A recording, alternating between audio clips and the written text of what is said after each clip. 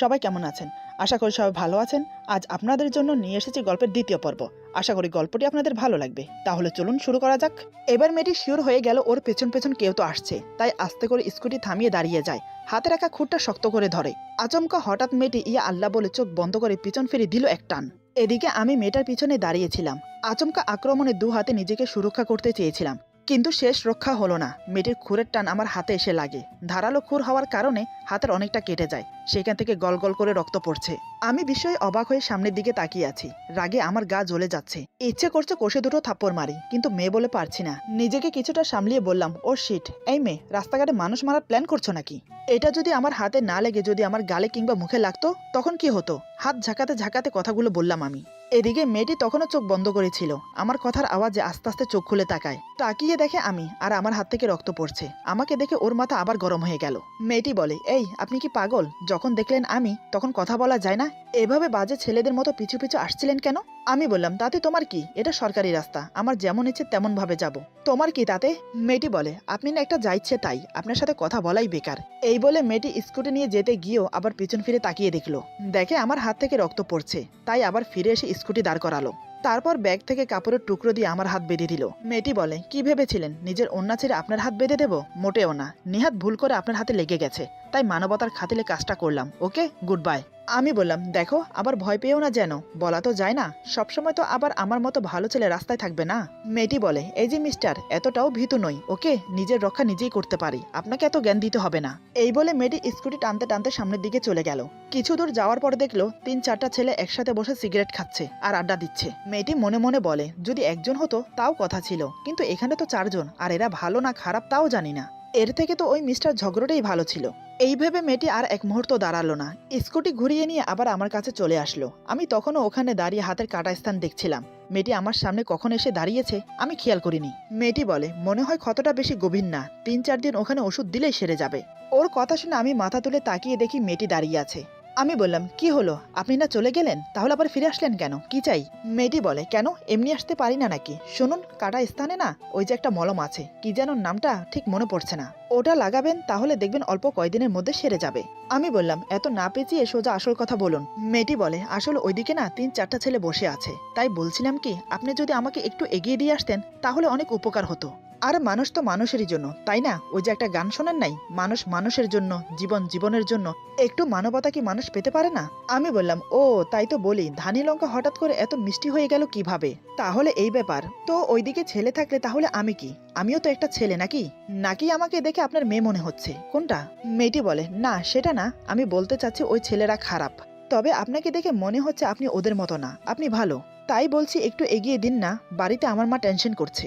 আমি বললাম, তখন কে যেন বলেছিল যে কেউ নাকি অনেক সাহসী, কাউকে ভয় পায় না, সে একাই 100। তা কোথায় গেল এত সাহস? সব ফুস। মেয়েটি একটু নরম সুরে বলে, বলছি তো আমার ভুল হয়ে গেছে, এত ভাবনাওয়ার কি আছে, একটু এগিয়ে দিয়ে আসলে কি হয়? আমি কিছুক্ষণ মেয়েটির দিকে তাকিয়ে বললাম, ওকে চলুন। তারপর আমি মেয়েটিকে ওর বাড়ি পর্যন্ত পৌঁছে দিয়ে নিজের বাসায় চলে এলাম। বাসায় এসে ফ্রেশ হয়ে শুয়ে পড়লাম। শোয়া মাত্র ঘুমিয়ে পড়লাম, কারণ শরীর অনেক ক্লান্ত ছিল তাই। এদিকে সকালে রাতুলের মা রাতুলকে ডাকছে। মা বলে, এই রাতুল, আর কত ঘুমাবি, এবার ওঠ, অনেক বেলা হয়ে গেছে, এখনো পরে পরে ঘুমাচ্ছিস কেন? সেই কখন থেকে তোর ফোনটা বেজে যাচ্ছে, সেদিকে খেয়াল আছে? রাতুল চোখ বন্ধ রেখে ঘুমের ভাব নিয়ে বলে, উফ আম্মু, এত সকালে ডাকছো কেন? ঘুমোতে দাও তো, ভালো লাগছে না, অনেক ঘুম পাচ্ছে। কথাটা বলে রাতুল আড়মোড়া ভেঙে আবার শুয়ে পড়ল। কিন্তু ঘুম আসার আগে ওর ফোনটা বিকট শব্দে বেজে উঠল। এক রাশ বিরক্ত নিয়ে ফোনটা কানে ধরল রাতুল। অপর প্রান্ত থেকে বলে, 20 মিনিট সময় দিচ্ছি, ঠিক 20 মিনিটের মধ্যে আপনি আমার বাসার সামনে আসবেন, তারপর আমাকে এখান থেকে ভার্সিটিতে দিয়ে আসবেন। মাহির কণ্ঠ শুনে রাতুল ফোনটা কান থেকে সামনে এনে দেখলো যে সত্যি মাহি ফোন দিয়েছে। ততক্ষণে রাতুলের মা রুম থেকে চলে গেছে। রাতুল বলে, সকাল সকাল ফোন দিয়ে আমার কাঁচা ঘুমটা নষ্ট করে কি সব ভুলভাল কথা বলছিস? মাহি বলে, একদম রাগ দেখাবেন না আমাকে, বলে দিলাম আমি আমাদের বাসার সামনে রাস্তায় দাঁড়িয়ে আছি, জলদি আসুন, নয়তো কিন্তু আমি চলে আসবো আপনার বাসায়। আর দাদু যদি এটা জানতে পারে তাহলে কি হবে জানেন তো? আমি তো বলবো আপনি আমাকে যেতে বলেছেন। রাতুল বলে, খুব সাহস বেড়েছে তোর, তাই না?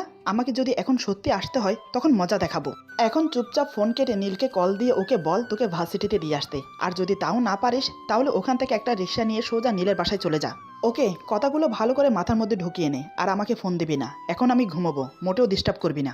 মাহি বলে, রিক্সা তো আমি নেবই, তবে নীল ভাইয়ের বাসায় যাওয়ার জন্য না, আপনার বাসায় যাওয়ার জন্য। ঠিক 20 মিনিট অপেক্ষা করব, তারপর আমি আসছি।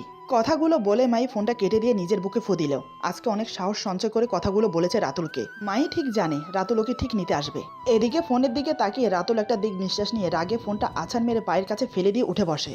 রাগে গজগজ করতে করতে বলে, এরা দুজন আমাকে পাগল করে দেবে। এদেরকে দেখে কে বলবে যে আর কয়দিন পর এদের বিয়ে।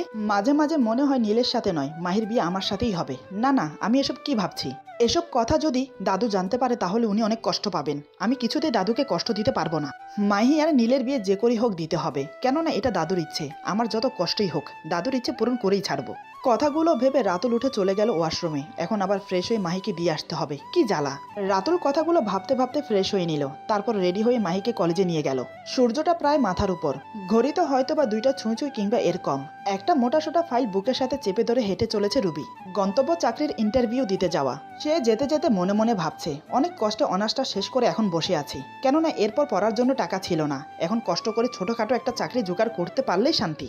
তাতেই মা মেয়ের হয়ে যাবে। বাবা যদি অ্যাক্সিডেন্টে মারা না যেত তাহলে হয়তো এত কষ্ট সহ করতে হতো না। তাতে কি, আল্লাহ যা করে ভালোর জন্যই করে। এসব ভাবতে ভাবতে নিজের গন্তব্য স্থানে পৌঁছে গেল। সকালে ওর বাবার বসকে ফোন দিয়েছিল, যদি বাবার চাকরিটা কোনো রকম ও পেয়ে যায় সে আশায়। বাবার বস বলেছিল অফিসে নয়, ওনার বাসায় আসতে দুপুরের দিকে, তাই এখন আসা। দরজার কাছে দাঁড়িয়ে কলিং বেল প্রেস করলো। কিছুক্ষণ পর একজন ভদ্র মহিলা এসে দরজাটা খুলে দিল। তারপর অমায়িক একটা হাসি দিয়ে বলে, কাকে চাই। রবি ভদ্র মহিলার মুখের হাসি দেখে অবাক হয়ে যায়। সে মহিলাটার দিকে তাকিয়ে মনে মনে ভাবে, কি সুন্দর হাসি, আমি একটা মেয়ে হয়ে ওনার হাসির প্রেমে পড়ে যাচ্ছি। বয়সকাল উনি হয়তো অনেক সুন্দরী ছিল, যাকে বলে চোখ ধাঁধানো সুন্দরী। আচ্ছা, ওনার কোনো ছেলে মেয়ে আছে? না জানি ওরা কত সুন্দর। রুবিকে হাঁ করে তাকিয়ে থাকতে দেখে ভদ্রমহিলা বলে, বললে না তো কাকে চাই। রুবি নিজেকে সামলিয়ে বলে, ইয়ে মানে বলছি যে এটা কি আশরাফ চৌধুরীর বাড়ি? উনি কি বাড়িতে আছেন? একটু ডেকে দেওয়া যাবে? ভদ্রমহিলা বলে, উনি এখন বাড়িতে নেই, কিন্তু কিছুক্ষণের মধ্যে চলে আসবে, তুমি বরং ভিতরে গিয়ে বসো। রুবি বলে, ওকে। মহিলাটি রুবিকে নিয়ে বাড়ির মধ্যে চলে গেল। তারপর রুবিকে সোফায় বসতে বলে রান্নাঘরে চলে গেল। ভদ্রমহিলা চলে যাওয়ার পর রুবি পুরো বাড়ি দেখতে লাগলো। বাড়িটা অবশ্যই অনেক বড়, হবেই তো, বড়লোক মানুষ। তারপর রুবি বসে নিজের কাগজগুলো ঠিক করে টি টেবিলের উপর সাজিয়ে রাখছিল। তখনই পিছন থেকে কেউ বলে, এই কে তুমি? বাসার মধ্যে আসলে কিভাবে? এই তুমি কি চোর? না না, চোর নেই। তাহলে তো এখন পুলিশকে ডাকতে হবে। আচমকা কথা শুনে রুবি চমকে গেল। পিছনের দিকে তাকিয়ে আরেক দফা চমকে গেল, কেননা যে কথাগুলো বলছে সে স্বাভাবিক নয়। মানে তার মুখে ফেস প্যাক দেওয়া, এটা শুকিয়ে যাওয়ায় কেমন যেন ভয়ঙ্কর লাগছে। রুবি আমতা আমতা করে বলে, ইয়ে মানে আমি হলাম মানে। সামনে থাকা মহিলাটি বলে, কি মানে মানে করছো? করবো পুলিশকে ফোন? দিনে দুপুরে চুরি করতে আসছো, তাও আবার এত ভালো পোশাক পরে। ও মা, আবার দেখছি সাথে কাগজপত্রও আছে। তা বলছি যে তুমি কি কোনো ডিগ্রি প্রাপ্ত চুন্নি? মহিলার কথায় রুবি পুরোই শখ। কি বলবে কিছুই ভেবে পাচ্ছে না, তাই চুপ করে আছে। তখনই রান্নাঘর থেকে আগের মহিলা এসে বলে, আরে কি করছিস মালতী? ও চোর হতে যাবে কেন? ও তো তোর ভাইয়ের কাছে এসেছে, হয়তো কোনো কাজের জন্য। মালতী বলে, আরে আপু তোমাকে কতবার বলবো, আমার নাম মালতী নয়, মধু মালতী। আর ছোট্ট করে মধু মানে হানি, ওসব বাদ দাও। কিন্তু এই মেয়ে এতক্ষণ কথা বলেনি কেন? আগের মহিলা বলে, কিভাবে বলবে? তোর মুখটা আয়নায় রেখেছিস, পুরোই পেতনি লাগছে। আর কয়দিন পরে মেয়ে বিয়ে দিবি, এখনো এসব লাগিয়ে ঘুরে বেড়াচ্ছিস, লোকে কি বলবে? মালতী বলে, কি বলো আপু, প্যাকটা এরই মধ্যে শুকিয়ে গেল? তাহলে যাই ধুয়ে ফেলি, নয়তো আবার আমার সুইট স্কিনটা নষ্ট হয়ে যাবে। এই বলে মালতী চলে গেল। আগের মহিলা বলে, তুমি ওর কথা কিছু মনে করো না, ও অমনি। বলছি তুমি কিছু নেবে, চা কফি? রুবি বলে, পানি, পানি লাগবে, একদম ঠান্ডা পানি। আসলে মালতীর কথায় রুবি অনেকটা ভয় পেয়ে গিয়েছিল, তাতে ওর গলা শুকিয়ে কাঠ। মহিলাটি বলে, আচ্ছা তুমি এখানে বসো, আমি এনে দিচ্ছি। এই বলে ডাইনিং থেকে পানি এনে রুবিকে দিল। রুবি গ্লাস হাতে নিয়ে পানি এক ঢোক মুখে নিয়েছে। তখনই সিঁড়ি বেয়ে কাউকে নামতে দেখে সেই পানিটা আর খাওয়া হলো না। সাথে সাথে পানিটা ফ্রুত করে মুখ থেকে বেরিয়ে গেল, আর সাথে বিষম লাগা ফ্রি। যাকে দেখে রুবি বিষম খেলো সে আর কেউ নয়, সে হলাম আমি। আসলে আমি রুমে বসে একটা মিটিং অ্যাটেন্ড করছিলাম। মিটিং শেষ করে বাইরে যাওয়ার জন্য সবাই সিঁড়িতে পা দিয়েছি। তখনই সোফায় মেয়েটিকে বসে থাকতে দেখে একটুর জন্য পড়ে যাওয়া থেকে বেঁচে গেলাম। আমি সেখানেই দাঁড়িয়ে অবাক হয়ে তাকিয়ে আছি। মনে মনে ভাবছি, এই মিস বকবক এখানে কি করছে? দাদুর কাছে বিচার দিতে এসেছে নাকি রাতের ওই ব্যাপারটা নিয়ে? এদিকে আমার মতো মেয়েটি মনে মনে ভাবছে, এই মিস্টার ইগোয়ালা এখানে কি করছে? কোনোভাবে কি জানতে পেরে গেছে যে আমি এখানে চাকরির জন্য এসেছি? কোনোভাবে যেন চাকরিটা না পাই সেজন্য সুপারিশ করতে আসেনি তো? দুজন দুদিকে দাঁড়িয়ে কপাল কুঁচকে দুজনকে দেখছি, আর মনে মনে নানান রকম আজগুবি ভাবনা ভেবে যাচ্ছি। এদিকে মাহির ভার্সিটি ছুটি হয়েছে প্রায় অনেকক্ষণ হলো, কিন্তু মাহি বাসায় না গিয়ে রাতুলকে ফোন দিয়ে আসতে বলে। ইচ্ছা না থাকা সত্ত্বেও রাতুল মাহিকে আনতে যায়। মাহির সামনে গাড়ি থামিয়ে বলে, তোর ভার্সিটি ছুটি হয়েছে আরো 1 ঘন্টা আগে, তুই বাসায় না গিয়ে এখানে দাঁড়িয়ে আছিস কেন? বাড়িতে জিজ্ঞাসা করলে কি বলবি? নিজেও বাসায় যাচ্ছিস না আর আমাকেও যেতে দিচ্ছিস না। মাঝখান থেকে আমার দিনের দিনের অর্ধেকটা নষ্ট করে দিলি। মাহি বলে আমি বাসায় যাব না, এখানেই থাকবো, আর আপনিও আমার সাথেই থাকবেন। মনে আছে তো রাতে দাদু সবাইকে ডেকেছে, তাই আপনি একেবারে আমার সাথেই ওই বাড়ি যাবেন। রাতুল বলে কখনোই না, আমাদের দুজনকে একসাথে যেতে দেখলে সবাই সন্দেহ করবে। মাহি বলে কেউ কিচ্ছু মনে করবে না, আপনি শুধু এক লাইন বেশি বোঝেন। এখন চলুন তো আমার সাথে, আমাকে ফুচকা খাওয়াবেন। রাতুল বলে মাহি তুই কিন্তু বেশি। রাতুলকে আর কিছু বলতে না দিয়ে মাহি ওর হাত ধরে টেনে নিয়ে যাচ্ছে। রাস্তার অপর পাশে থাকা ফুচকার দোকানের কাছে গিয়ে বলে মামা ঝালঝাল করে 2 প্লেট ফুচকা দেন তো। রাতুল বলে একদম না, তোর খেতে ইচ্ছে হলে তুই খা, আমার এসব অখাদ্য খাওয়ার কোনো ইচ্ছে নেই। মাহি বলে কি বললেন আপনি বললেনটা কি? আপনি কি জানেন এই ফুচকায় কতটা ভিটামিন আছে? এটা যখন আপনি মুখের মধ্যে নেবেন তখন পুরা মুখ ভরে যাবে, তারপর আস্তে করে চোখ বন্ধ করে চাবন দেবেন, গালের মধ্যে টক টক ঝালঝাল লাগবে। আহ কি সুখকর একটা মুহূর্ত, আর আপনি কিনা এটাকে অখাদ্য বলছেন? ছি রাতুল ছি। রাতুল বলে এই আমাকে জ্ঞান দিতে হবে না, তোর খেতে ইচ্ছে হলে তুই খা, আর আমি তোর থেকে বড়, তাই আমাকে ভাই বলবি। এরপর থেকে নাম ধরে ডাকলে দেব একটা কানের নিচে। মাহি বলে না ভাই ডাকবো না, বরকে কেউ ভাই ডাকে? আর আপনি আমার কোন জন্মের ভাই শুনি? রাতুল মাহির সাহস আর কথা শুনে অবাক হয়ে যায়। রাতুল বলে কি বললি? মাহি রাতুলের কথা পাত্তা না দিয়ে বলে আরে মামা ফুচকা হয়েছে, হলে দিন তো তাড়াতাড়ি, নয়তো বেঘর আমার প্রাণটা যাবে। 2 প্লেট ফুচকা নিয়ে মাহি রাতুলের সামনে গিয়ে দাঁড়ালো। রাতুল বলে তোকে বললাম তো যে আমি ফুচকা খাবো না, তারপরে 2 প্লেট আনলি কেন? মাহি বলে আরে আমি কি আপনাকে খাওয়ানোর জন্য এনেছি নাকি? এগুলো সবই আমি একাই খাবো, এখন নিন প্লেটটা ধরুন তো। রাতুল প্লেট হাতে নিয়ে চারপাশে একবার চোখ বুলিয়ে নিল, যে চেনা মানুষ কেউ আছে নাকি। কেউ দেখে যদি দাদুকে ভুলভাল কিছু বলে দেয় তাহলে কেলেঙ্কারি হয়ে যাবে। এদিকে মাহি ঘপা ঘপ করে একটার পর একটা ফুচকা খেয়ে চলেছে। লাস্টে ফুচকা 2টা বাকি আছে, ওটা রাতুলকে দেখিয়ে বলে নিন এই 2টা আপনার জন্য, ফটাফট করে খেয়ে নিন তো। রাতুল বলে একদম না, আমি মোটেও এগুলো খাবো না। মাহি বলে দেখুন খেয়ে নিন কিন্তু, তা না হলে আমি। রাতুল বলে তুই কি? মাহি বলে তা না হলে আমি এখানে চেঁচিয়ে বলবো যে আপনি আমাকে চুমো খেয়েছেন। মাহির কথা শুনে রাতুল যেন আকাশ থেকে পড়লো, এই মেয়েটার এত সাহস এলো কোথা থেকে? রাতুল বলে কি, এটা তো ডা মিথ্যে কথা, আমি আবার তোকে চুমু খেলাম কখন? তুই কি সবাইকে তোর মতো বোকা ভেবেছিস? তোর কি মনে হয় তুই বলবি আর সবাই তোর কথা বিশ্বাস করে নেবে? মাহি বলে হ্যাঁ নেবেই তো, কেননা আমি মেয়ে। এখন ভাবুন এই ভরা রাস্তায় আমি যদি চেঁচিয়ে এই কথাটা বলি তাহলে কিন্তু আপনাকে এই অবেলায় ঘন পিটুনি খেতে হবে। এখন আপনিই ভাবেন পিটুনি খাবেন নাকি ফুচকা? রাতুল রেগে চোখ বড় বড় করে মাহির দিকে তাকিয়ে দাঁতে দাঁত চেপে বলে খুব বার বেড়েছিস না, একবার তোকে বাগে পাই তারপর দেখাবো মজা। মাহি বলে মজা দেখাবেন নাকি খাজা খাওয়াবেন সেটা তো পরের ব্যাপার, এখন তো ফুচকা 2টো খান। রাতুল রাগে ফুসফুস করতে করতে একটা ফুচকা মুখে দিল, কোনো রকম চিবিয়ে ওটা গিলে আরেকটা মুখে দিল। মুখেরটা শেষ হওয়ার পরে অনেক ঝাল লাগতে শুরু করলো, কেননা ওর এসব খাওয়ার অভ্যাস নেই, তাই ঝালে চোখ মুখ লাল হয়ে গেছে। রাতুলের এমন অবস্থা দেখে মাহি চারিদিকে একবার চোখ বুলিয়ে নিল কেউ আছে কিনা। যখন দেখলো কেউ নেই তখনই হঠাৎ টুপ করে রাতুলের গালে চুমো দিল। এতে রাতুলের ঝাল না কমলেও চরম অবাক হয়ে মুখটা হাঁ হয়ে গেছে। মাহি আর এক মুহূর্ত সেখানে না দাঁড়িয়ে সোজা গাড়িতে এসে বসলো। রাতুল কোনো রকম ফুচকার টাকা দিয়ে গাড়িতে এসে বসে। রাতুল খুব রেগেছিল, একে তো ঝালের কারণে, তার উপর মাহির এমন আচরণে। রাস্তার মাঝখানে ও এমন করবে রাতুল ভাবতে পারেনি। রাতুল বলে তোর কাণ্ড জ্ঞান বলতে কিছু নেই, তোর সাহস কি করে হলো আমার সাথে এমনটা করার, তাও আবার রাস্তার মাঝখানে? রাতুলের কথা শুনে মাহি বলে কেন, আমি খারাপ কি করলাম? আমি আপনাকে ভালোবাসি, সেটা আপনি খুব ভালো করেই জানেন। রাতুল বলে না আমি কিছু জানতে চাই না, না কিছু বুঝতে চাই, একটা কথা কান খুলে শুনে রাখ, আমি তোকে ভালোবাসি না। রাতুলের মুখের কথাটা শুনে মাহি খুব কষ্ট পায়, এত সহজে সে হেরে যাবে এটা সে কোনোভাবেই মেনে নিতে পারছে না। হঠাৎ মাহি রাতুলের মাথার চুল এক হাতে খুব শক্ত করে খামচে ধরে অন্য হাতে রাতুলের শাড়ির কলার চেপে ধরে। এরপর রাতুলের মুখের কাছে মুখ এনে চোখে চোখ রেখে নাকে নাক ঘষে বলে ভালোবাসি, আমি আপনাকে ভালোবাসি বলে রাতুলের ঠোঁটে ঠোঁট ডুবিয়ে দিল। ধীরে ধীরে রাতুলের বুকে নিজেকে এলিয়ে দিল, 2 হাতে রাতুলের গলা জড়িয়ে পরম তৃপ্তিতে ঠোঁট চুষে যাচ্ছে। সেই এক পরম সুখময় মুহূর্ত। মাহি চোখ বন্ধ করে রাতুলের ঠোঁটে কিস করেই যাচ্ছে। হঠাৎ এমন আক্রমণে রাতুল যেন বিহবল হয়ে পড়েছে, সে বুঝতে পারছে না কি করবে, কি করা উচিত ওর। ভালোবাসার মানুষের কাছ থেকে না চাইতেও ভালোবাসার পরশ পাওয়া সে যেন এক ভাগ্যের ব্যাপার, কিন্তু বাস্তবে যে অন্য কিছু। হঠাৎ কিছু একটা মনে হতেই রাতুল মাহিকে ধাক্কা দেয়। মাহি ছিটকে গিয়ে নিজের সিটে পড়ে, তখনই মাহি সম্বিত ফিরে পায়। আজ হঠাৎ মাহির কি হয়েছে সেটা সে নিজেও জানে না। এতক্ষণ সে কি করেছে সেটা মনে পড়তেই লজ্জায় মাথা নিচু করে নেয়, কিন্তু রাতুলের কাছে আসলেই সে নিজেকে ঠিক রাখতে পারে না। এদিকে রাতুল নিজেকে স্বাভাবিক করে চোখ বড় বড় করে মাহির দিকে তাকিয়ে আছে। রাতুল যেন বিশ্বাসই করতে পারছে না মাহি এমনটা করেছে। মেয়েটা কি সত্যি পাগল? কি করছে ও? একবারও কি ভেবে দেখেছে 2 দিন পর নীলের সাথে ওর বিয়ে? নীল যদি জানতে পারে কি ভাববে ও আমাকে? এসব ভেবে ঠাস করে একটা থাপ্পড়ে মেরে দেয়। আচমকা গালে থাপ্পড় এসে পড়াতে মাহি গালে হাত দিয়ে রাতুলের দিকে তাকিয়ে থাকে। রাতুলের চোখ রক্তবর্ণ ধারণ করেছে। রাতুল দাঁতে দাঁত চেপে বলে লজ্জা করে না তোর? লজ্জা শরমের মাথা খেয়েছিস বুঝি? 5 বছর আগে থেকে এই পর্যন্ত একটা কথাই তোকে বলে যাচ্ছি, কথা কি তোর কানে যায় না? আমি তোকে ভালোবাসি না। যেটা কখনো সম্ভব না সেটা নিয়ে স্বপ্ন দেখা বন্ধ কর। এটা মাথায় রাখ, নীলের সাথে তোর বিয়ে হচ্ছে, আমাকে বাদ দিয়ে ওকে নিয়ে ভাব, তাহলে সবকিছুই ভালো হবে। রাতুলের কথায় মাহি খুব কষ্ট পায়, চোখ থেকে টপ টপ করে জল পড়ছে। এটা দেখে রাতুলের ভেতরটা কষ্টে ফেটে যাচ্ছে। তাই গাড়িতে বসে না থেকে বেরিয়ে গেল। গাড়ি থেকে কিছুটা দূরে গিয়ে দাঁড়িয়ে আছে, ভাবতে পারিনি যে এমন কিছু হবে। এদিকে আমি নিচে নেমে সোফার অপর প্রান্তে বসলাম। দুজনে দুজনের দিকে আর চোখে তাকাচ্ছি আর মনে মনে নানান কথা ভাবছি। মেয়েটি মনে মনে ভাবছে, কি হলো ব্যাপারটা, এই মিস্টার ইকবাল এখানে বসে আছে কেন? ও, বুঝতে পেরেছি, উনি মনে হয় আশরাফ চৌধুরীর জন্য বসে আছে। উনি আসলে ওনাকে আমার নামে উল্টাপাল্টা কিছু বলে আমার হবু চাকরিটা খাবে। আমিও আটঘাট বেঁধে বসে আছি, আমিও দেখি উনি কিভাবে আমার হবু চাকরিটা খায়। আমার দিকে তাকিয়ে তাকিয়ে কথাগুলো ভাবছে। এদিকে আমি মনে মনে ভাবছি, এই মিস বকবক এখানে এভাবে বসে আছে কেন? নিশ্চয়ই দাদুর জন্য অপেক্ষা করছে। মনে হয় মায়ের কাছে শুনেছে দাদু ওনার বন্ধুর বাড়িতে গেছে, একটু পরেই চলে আসবে, আর তখনই দাদুর কাছে আমার নামে বিচার দেবে। আমিও দেখি এই মিস বকবক কিভাবে আমার সামনে আমার দাদুর কাছে আমার নামেই নালিশ করে। হঠাৎ দুজনের ভাবনার মাঝে কলিং বেল বেজে উঠল।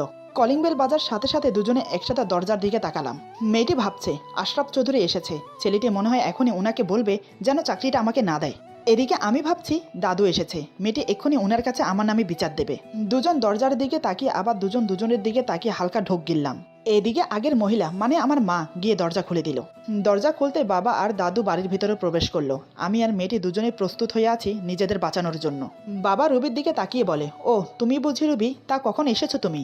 রুবি বলে, এই তো একটু আগেই এসেছি। আপনার শরীর ভালো তো স্যার? আমার দিকে তাকিয়ে আবার বাবার দিকে তাকিয়ে বলল কথাটা। বাবা বলে, হ্যাঁ আমি ঠিক আছি, তুমি বরং এখানে একটু বসো, আমি ফ্রেশ হয়ে আসছি, তারপর তোমার সাথে কথা বলবো। রুবি বলে, ওকে স্যার। কথাটা বলে আবার ভাবনায় ডুবে গেল। কি হলো ব্যাপারটা, মিস্টার ইগোয়ালা কিছু বললো না কেন? মনে হচ্ছে কোনো ঝামেলা আছে। দাদু আমার দিকে তাকিয়ে বলে, কি ব্যাপার নীল, এখানে বসে কি করছিস? রাতুলকে বলেছিস আমি ওকে ডেকেছি? আমি বললাম, জি দাদু, আমি ওকে বলেছি, ও মনে হয় রাতে আসবে। আমাদের কথা শুনে রুবি একটু অবাক হয়। সে মনে মনে বলে, ও তার মানে এই মিস্টার ইগোয়ালা এই বাড়ির ছেলে। আমি আরো উল্টোপাল্টা কিসব ভাবছিলাম। ইস, কানের গোড়া দিয়ে বেঁচে গেছি। দাদু এবার রুবির দিকে তাকিয়ে বলে, তুমি কে? তোমাকে তো ঠিক চিনলাম না। রুবি বলে, জি আমি আসলে আশরাফ চৌধুরীর কাছে এসেছিলাম একটা চাকরির ব্যাপারে কথা বলতে। আমি মনে মনে বললাম, ও তার মানে এই মিস বকবক দাদুর কাছে আসেনি, বরং বাবার সাথে দেখা করতে এসেছে। দাদু বলে, এটা তো ভালো কথা। শোনো, আমার মতে প্রতিটা মেয়েকে নিজের পায়ে দাঁড়ানো উচিত। শুধু যে চাকরি করার জন্য পড়াশোনা করতে হবে তা নয়, নিজের সন্তানকে পড়ানোর জন্য শিক্ষিত হওয়া উচিত। কেননা একটা সন্তানের জন্য একজন শিক্ষিত মা খুবই জরুরি। মেয়েরা সবসময় কেন পুরুষের উপর নির্ভর করে থাকবে? মেয়েদের পড়াশোনা করা উচিত, যাতে কোনো স্বামী তার স্ত্রীকে ছেড়ে দিলে সে তার মা বাবার উপর বোঝা না হয়, বরং শেষ বয়সে যেন তার বাবা মায়ের শেষ সম্বল হতে পারে। দাদুর এমন কথা শুনে রুবি দাদুর দিকে এগিয়ে গিয়ে পায়ে হাত দিয়ে সালাম করে। রুবি বলে, আপনার কথায় আমি সত্যি অনেক অনুপ্রেরণা পেলাম। মাঝে মাঝে আমার মনোবল ভেঙে যেত, ভাবতাম আমি কি পারবো আমার মাকে সুখী করতে, তবে এখন মনে হচ্ছে আমি পারবো, ইনশাআল্লাহ। আপনি আমার জন্য দোয়া করবেন। দাদু রুবির মাথায় হাত বুলিয়ে বলে, অবশ্যই, কেন নয়, আমার দোয়া সবসময় তোমার সাথে থাকবে। কথাটা বলে মুচকে একটা হাসি দিয়ে দাদু চলে গেল।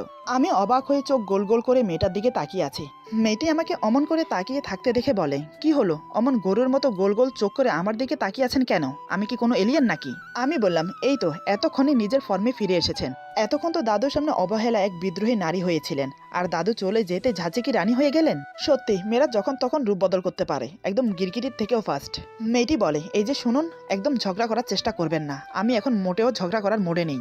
আমি বললাম, ও তার মানে মানলেন যে আপনি একজন ঝগড়টে মহিলা? মেয়েটি বলে, কি আমি মহিলা? তাহলে আপনি একজন বেটা লোক। ব্যাস, শুরু হয়ে গেল আমাদের মাঝে ঝগড়া, কেউ কারোর থেকে কম না। এদিকে রাতুল গাড়িতে বসে দেখে মাহি মুখ গুমরা করে বসে আছে, কারণ রাতুল আজকে খুব বকা দিয়েছে, তাও আবার বাজে ভাবে, এমনকি থাপ্পড়ও মেরেছে। রাতুল গাড়ি চালানোর ফাঁকে ফাঁকে মাহির দিকে তাকাচ্ছে, দেখে মাহি এখনো মুখ গুমরা করে বসে আছে। রাতুল কিছু বলতে গিয়েও বলল না, কারণ আজকে ও যেটা করেছে সেটা সত্যি লিমিট ক্রস করে গেছে। তাই এখন থেকেই ওকে শাসন করতে হবে, নয়তো পরে হাজার বকলেও কথা শুনবে না। এই ভেবে রাতুল কিছু বলল না। গাড়ি নিয়ে সোজা আমাদের বাড়িতে চলে এলো। গাড়ি থেকে নেমে বাড়ির ভিতরে প্রবেশ করেই দেখে আমি কারোর সাথে সেরকম ঝগড়া করছি। আমরা ঝগড়াতে এতটাই মশগুল যে মাহি আর রাতুলকে খেয়ালই করিনি। মাহি আর রাতুল একে অপরের দিকে তাকিয়ে আবার আমাদের দিকে তাকালো। রাতুল বলে, এখানে কি হচ্ছে এসব? নীল, এই মেয়েটাকে? রাতুলের কথা শুনে এতক্ষণে আমাদের হুঁশ ফিরল। আমরা এবার বুঝতে পারলাম এতক্ষণ ধরে হুদয় বাচ্চাদের মতো ঝগড়া করছিলাম। মেয়েটি মনে মনে বলে, ভাগ্যিস কেউ দেখেনি, দেখলে কেলেঙ্কারি হয়ে যেত। সবাই বলতো যে বাড়ির অফিসে চাকরি নিতে এসেছে সেই বাড়ির ছেলের সাথে পায়ে পা লাগিয়ে ঝগড়া করছে। হঠাৎ আমাদের ভাবনার মাঝে মাহি দৌড়ে এসে যা করলো তা দেখে আমি আর রাতুল দুজনেই অবাক। দুজনেই যেন এই মুহূর্তে আকাশ থেকে পড়লাম। এটা কি হচ্ছে ভেবে পাচ্ছি না। আমি আর রাতুল একে অপরের মুখের দিকে তাকিয়ে আছি, যা হচ্ছে সব ভাবনার বাইরে। এরপর যা হলো, আজকের গল্প এখানে সমাপ্ত। গল্পের বাকি অংশ পেয়ে যাবেন আগামী পর্বে। আশা করি গল্পটি আপনাদের ভালো লাগবে। যদি ভালো লাগে তাহলে লাইক, কমেন্ট এবং সাবস্ক্রাইব করে আমাদের পাশে থাকুন। বেল আইকন প্রেস করে দেবেন, তাহলে আমাদের নিত্য নতুন ভিডিও আপনাদের কাছে পৌঁছে যাবে। সবাই ভালো থাকবেন, সুস্থ থাকবেন। আল্লাহ হাফেজ।